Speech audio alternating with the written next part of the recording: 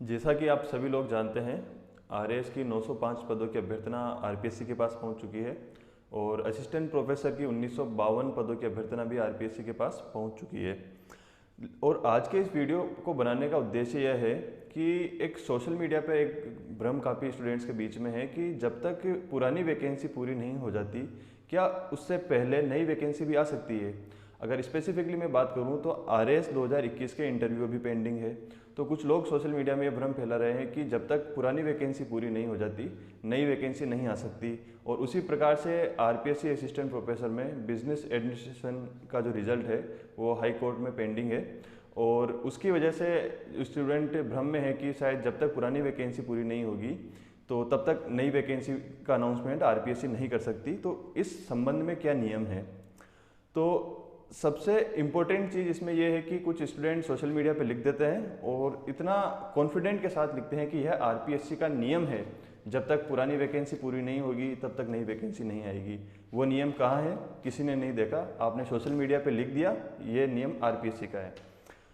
तो इससे पहले नियम से पहले हम बात करेंगे एक कॉमन सेंस की। जैसा कि हम देखते हैं कि राजस्थान में जो भी वैकेंसीज आती है या किसी भी स्टेट की पीएससी की जो वैकेंसीज होती है वो किसी न किसी कारणवश कोर्ट में अटकती है और उसमें काफ़ी डिले होता है। जैसे आरएस 2012 जो वैकेंसी थी वो 2016 में पूरी हुई, आरएस 2013 वाली जो वैकेंसी थी वह भी जाके 2016-17 में पूरी हुई। तो इस तरीके से एक कॉमन सेंस की हम बात करें तो ऐसा पॉसिबल नहीं है कि जब तक एक वैकेंसी पूरी नहीं होगी तब तक दूसरी नहीं आ सकती, क्योंकि जैसे असिस्टेंट प्रोफेसर में कुछ पर्टिकुलर सब्जेक्ट के केसेस जो रिजल्ट है वो कोर्ट केस में चल जाता है तो वो रिजल्ट नहीं आ पाते हैं।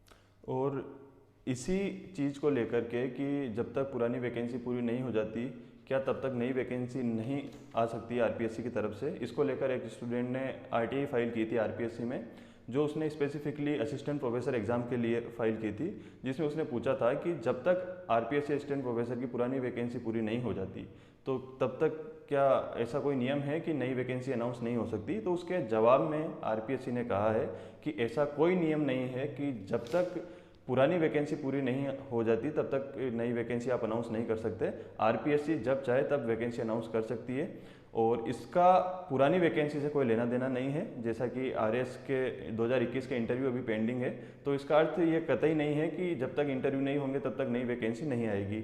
नई वैकेंसी में आने में अगर कोई डिले होता है तो उसके कुछ कारण दूसरे हो सकते हैं, जैसे जो आरपीएससी को अभ्यर्थना में कुछ मिस्टेक्स मिले टेक्निकल, तो उसको रिजोल्व करने के लिए फिर जो डीओपीटी है और आरपीएससी के बीच में पत्राचार चले या और कोई भी रीज़न हो सकता है। लेकिन पुरानी भर्ती का नई भर्ती से कोई लेना देना नहीं होता है।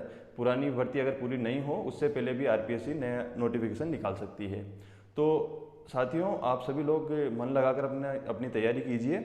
और जो लोग मान लीजिए अगर आरपीएससी आरएएस का नोटिफिकेशन जुलाई में रिलीज कर देती है और अक्टूबर में आरएएस प्रीलिम्स करवा देती है, तो जो लोग अभी कह रहे हैं कि इस साल वैकेंसी नहीं आएगी, जब तक इंटरव्यू नहीं होते तब तक वैकेंसी नहीं आएगी, तो यही लोग सबसे पहले ट्विटर पे जाके सोशल मीडिया वॉरियर बनेंगे कि हमें तैयारी के लिए पर्याप्त समय नहीं दिया गया है, प्रीलिम्स को पोस्टपोन करो या फिर उसके बाद में मेंस को पोस्टपोन करो।